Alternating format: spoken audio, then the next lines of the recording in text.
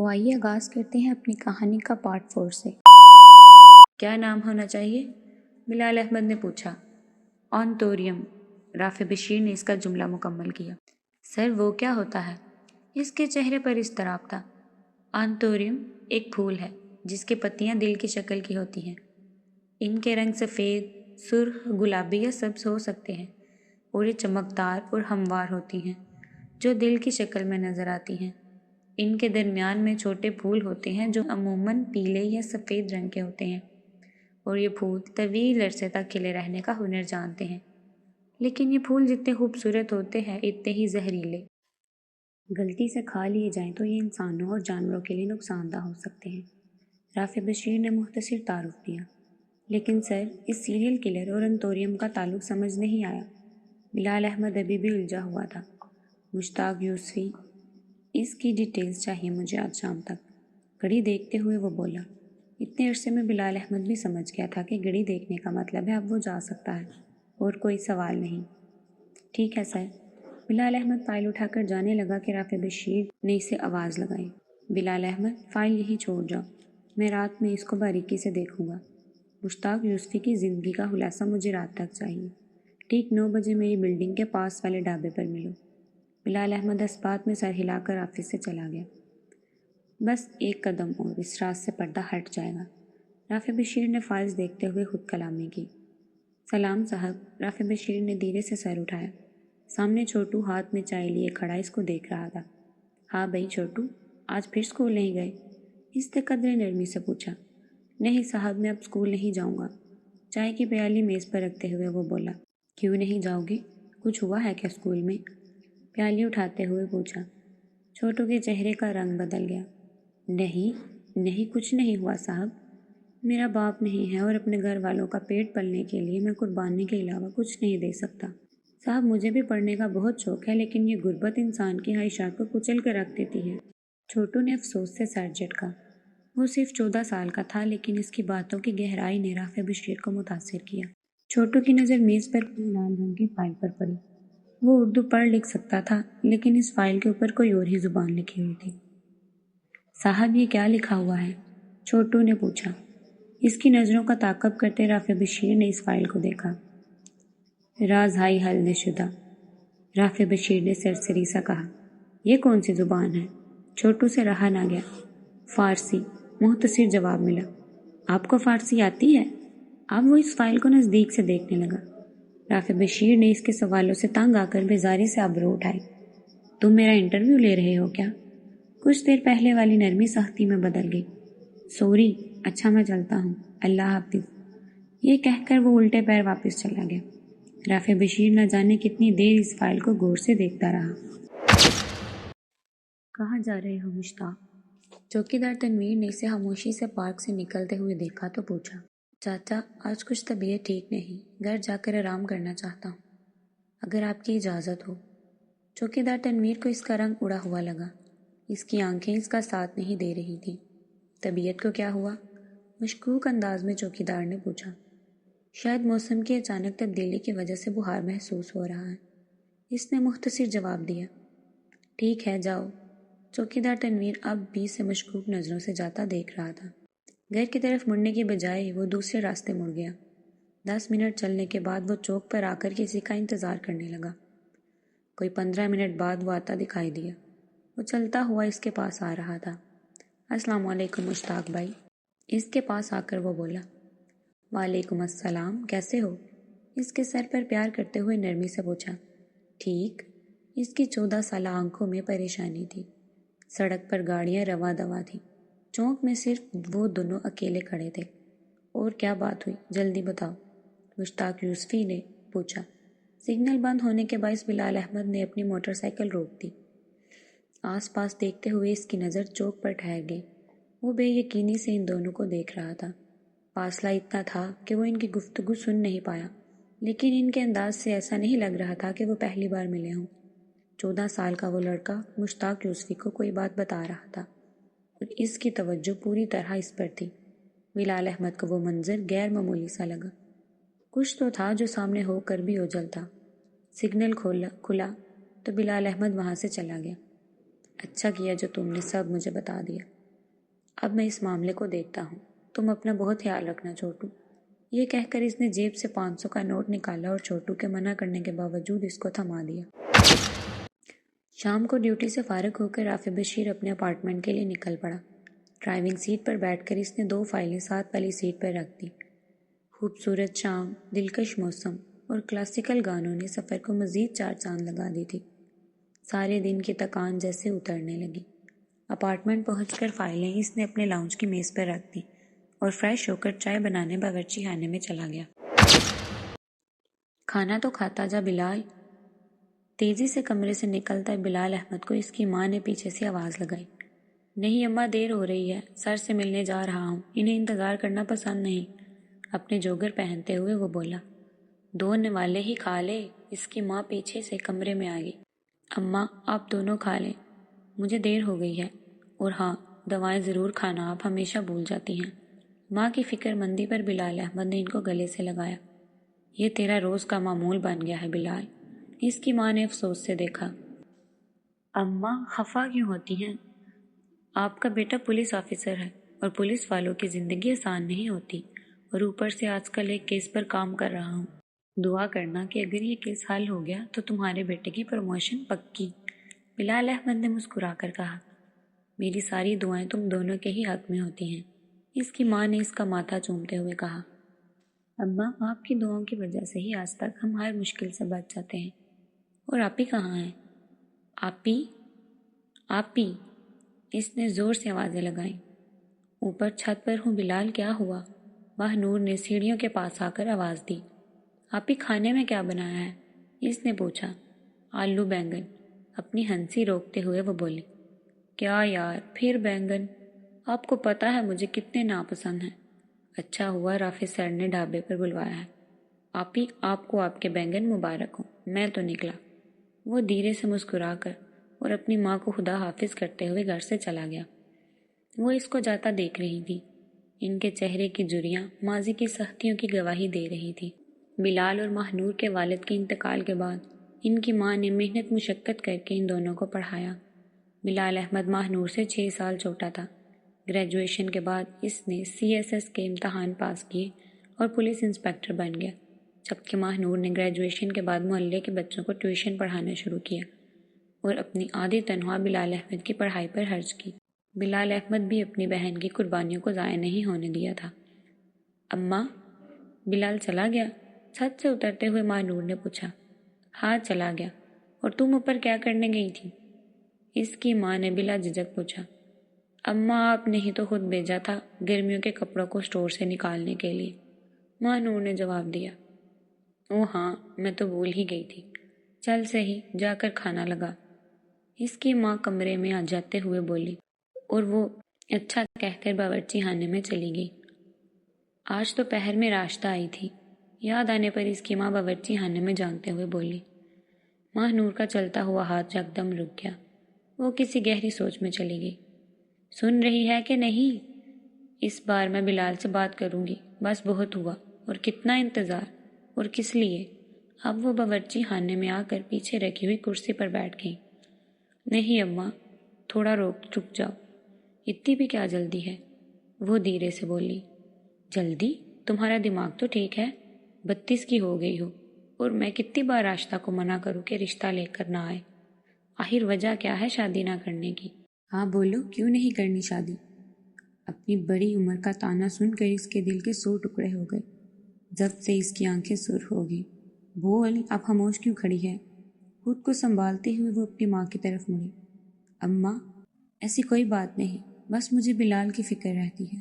کیا آپ نے نہیں دیکھا کہ جب بھی میری شادی کی بات ہوتی ہے اس کا چہرہ مرجھا جاتا ہے؟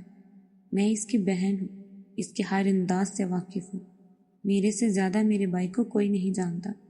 اپنی ماں کے قدموں میں بیٹھ کر وہ بولی۔ آپ جاننا چاہتی ہیں کہ کیوں میں شادی سے انکار کرتی ہوں؟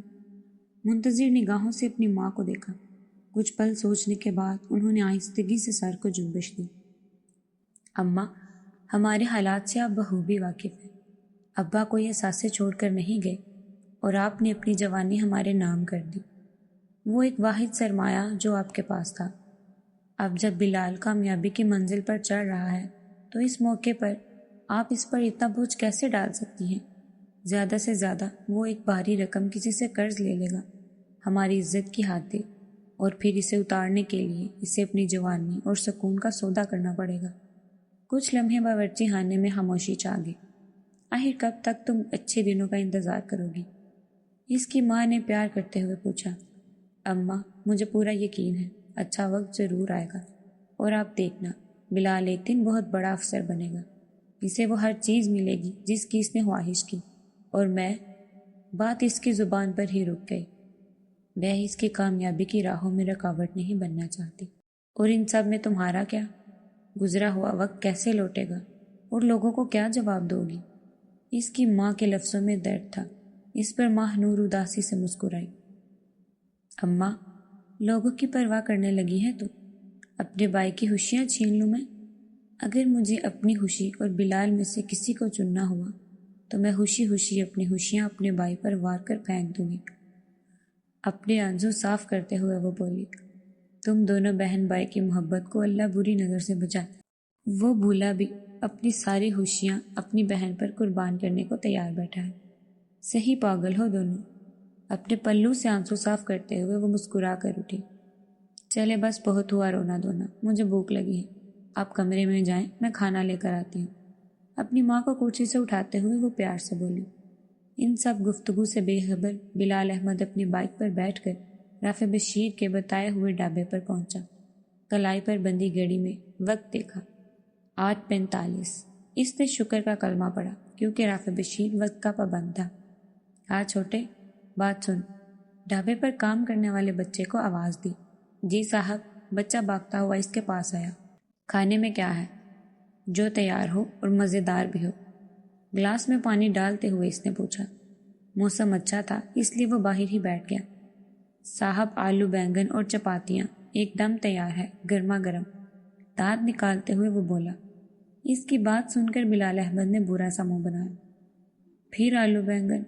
گھر سے بھاگ کر یہاں آیا تھا اس سبزی سے، اور یہاں بھی وہی، اور کچھ ہے؟ جی، وہ اپنی ہنسی چھپاتے ہوئے بولا۔ کیا؟ بینگن کا بھرتا۔ اب کہ اس بچے نے اپنی ہنسی چھپائی نہیں، بلال احمد بھی ہنس دیا۔ سوری صاحب، آپ بتائیں کیا اسپیشل کھائیں گے؟ 2 منٹوں میں تیار کروا دیتا ہوں۔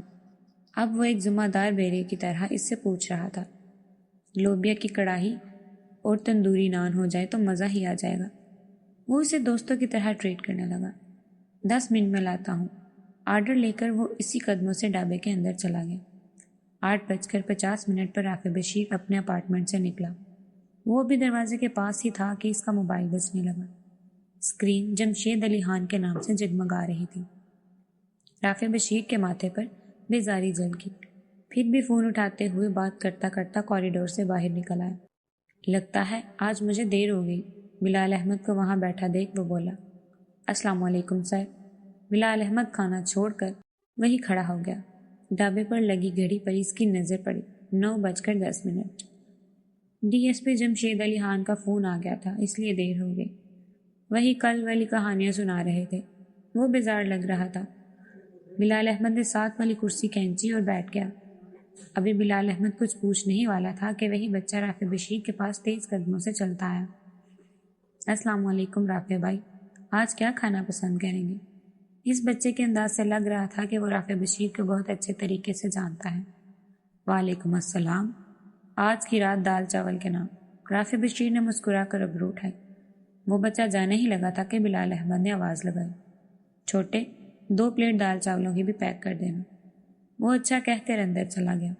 بلال احمد، پیٹ ہے کہ مجھے اسٹریٹ؟ رافع بشیر کی نظریں میز پر تھی جہاں ابھی بھی ایک روٹی اور لوبیا کی کڑاہی اس کی منتظر تھی۔ سر، وہ آپ ہی کو دال چاول پسند ہیں، ان کے لیے ہے۔ آج گھر پر آلو بینگن بنے ہیں، میری طرح ان کو بھی پسند نہیں، لیکن خاموشی سے 2 چاڑنے والے کھا لیں گے۔ پتہ نہیں کیوں وہ شکایت نہیں کرتی۔ خیر، میں ابھی کیا بولنے لگا، صرف بسم اللہ کریں۔ کڑاہی اس کی طرف کرتے وہ بولا۔ رافع بشیر نے روٹی کا نوالا توڑا، منہ میں ڈال دیا اور کڑاہی واپس اس کے آگے کر دی۔ جس طرح تمہیں بینگن پسند نہیں، اسی طرح مجھے لوبیا۔ بلال احمد مسکرانے لگا۔ لفظوں کی ہیرا پھیری میں رافع بشیر کا کوئی ثانی نہیں۔ اتنی دیر میں بچے نے دال چاول کی پلیٹ رافع بشیر کے آگے رکھی اور پارسل بلال احمد کے آگے۔ رافع بشیر نے کھانا شروع کر دیا اور بلال احمد نے سامنے لگے ہستہ حال مینیو بورڈ سے کھانوں کی قیمت دیکھی اور جیب سے پیسے نکال کر اس بچے کو پکڑا دیا۔ ان میں رافع بشیر کی پلیٹ کے بھی پیسے تھے جو چپکے سے بلال احمد نے دیے تھے، اور 100 روپے اس بچے کی ٹپ۔ 100 کے نوٹ کو دیکھ کر بچے کے سارے دانت باہر آ گئے اور وہ خوشی خوشی وہاں سے چلا گیا۔ سر، جو کام آپ نے کہا تھا وہ سمجھے ہو گیا، آخری نوالے سے کڑاہی صاف کرتے ہوئے وہ بولا۔ اور وہ کیسے؟ پانی کا گھونٹ بھرتے ہوئے پوچھا۔ ڈھابے میں لوگوں کی تعداد کم تھی، اس لیے وہ کھل کر بات کر سکتے تھے۔ سر، دوپہر کو میں ملزم وقار کے ساتھی نوید صادق کے گھر گیا تھا، اس کا دوست بن گئے۔ اس کے بڑے بھائی سے بات ہوئی تو اس نے کہا کہ وہ نہیں جانتے نوید صادق کہاں ہے۔ خیر، اس کی شکل بتا رہی تھی کہ وہ جھوٹ بول رہا ہے۔ پھر میں نے اتنا کہہ کر وہ خاموش ہو گیا۔ سر، آپ خفا تو نہیں ہوں گے؟ بلال احمد گھبرانے لگا۔ رافع بشیر نے کوئی جواب نہیں دیا، بس اسے گھورتا رہا۔ بلال احمد کو پہلی بار اس کی سیاہ آنکھوں میں وحشت نظر آئی۔ میں نے اس کے بھائی کو بتایا کہ پولیس میں میرا ایک آدمی کام کرتا ہے۔ اس نے خبر دی ہے کہ آج کل ایک پاگل قاتل ایسے لوگوں کو مار رہا ہے جو زنا بالجبر کے ملزم تھے، جس میں وقار بھی شامل تھا۔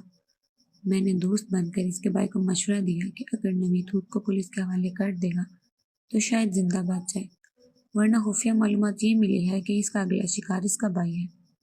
اپنی بات ختم کر کے اس نے پانی کا بھرا ہوا گلاس ایک ہی سانس میں گٹک لیا۔ تمہاری اس بے وقوفی کا کوئی فائدہ ہوا بھی کہ نہیں؟ رافع بشیر کا انداز بہت سخت تھا۔ بلال احمد کو کچھ پل کے لیے اپنی حماقت پر غصہ آیا، لیکن اگلے ہی پل اس کا موبائل فون بجنے لگا۔ نمبر دیکھ کر اس نے فوراً رافع بشیر کو دیکھا اور کال اٹھا کر موبائل اسپیکر پر ڈال دیا۔ میں نوید صادق کا بھائی بات کر رہا ہوں۔ بلال احمد نے رافع بشیر کو دیکھا جس کی نظریں موبائل پر مرکوز تھیں۔ جی بھائی، فرمائیں۔ اپنی آواز کو درست کرتے ہوئے وہ بولا۔ بھائی، کیا آپ ہماری مدد کریں گے؟ اس کی آواز مدھم تھی، جیسے سرگوشی کر رہا ہو۔ کیسی مدد؟ بلال احمد کی آنکھیں چمکی جیسے وہ جانتا ہو کہ وہ کیا بولنے والا ہے۔ پہلے مجھے آپ کی باتوں پر یقین نہیں آیا تو میں وقار کے والد سے ملنے چلا گیا۔ وہاں جا کر پتہ چلا کہ کسی نے بے رحمی سے اس کے سینے میں چاقو کھونپا تھا اور پولیس کو کوئی ثبوت نہیں ملا۔ اب مجھے اپنے بھائی کے لیے ڈر لگ رہا ہے۔ وہ صرف 20 سال کا ہے۔ میں مانتا ہوں اس سے غلطی ہوئی، اور بلال احمد نے اس کی بات کاٹی۔ غلطی نہیں، اس نے گناہ کیا ہے۔ رافع بشیر نے اپنی نگاہیں موبائل فون سے ہٹا کر اس پر کر دی۔ بلال احمد کے چہرے پر بے تحاشا غصہ تھا۔ جی گناہ۔ اب مجھے آپ کی مدد چاہیے۔ نوید صادق کسی شہر میں ہے اور میں چاہتا ہوں وہ خود کو پولیس کے حوالے کر دے، قانونی کارروائی ہو۔ اس طرح وہ قاتل میرے بھائی کی جان بخش دے گا۔ وہ جیسے پوچھ رہا ہو۔ آپ کے بلال احمد نے قدر فخریہ انداز سے رافع بشیر کو دیکھا۔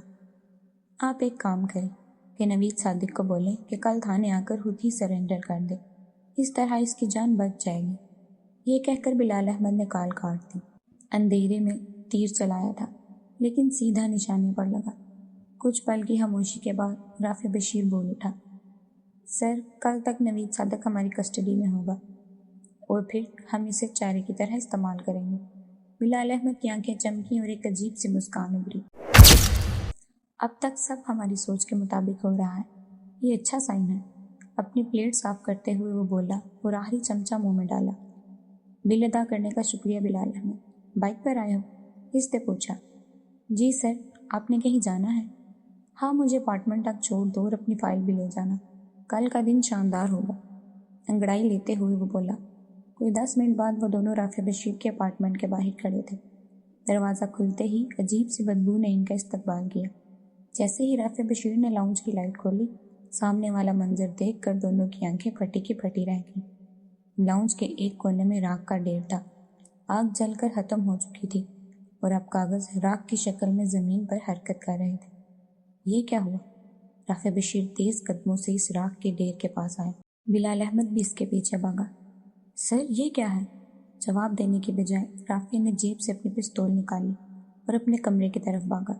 بلال احمد نے بھی جیب سے اپنی پستول نکالی اور رافع بشیر کے پیچھے چل پڑا۔ کیا رافع بشیر اور بلال احمد قاتل تک پہنچ پائیں گے؟ کیا وہ یہ معمہ سلجھانے میں کامیاب ہو پائیں گے؟ جاننے کے لیے انتظار کیجیے پارٹ 5 کا۔ کتاب ہیرا کو سبسکرائب کرنا مت بھولیے گا۔ خدا حافظ۔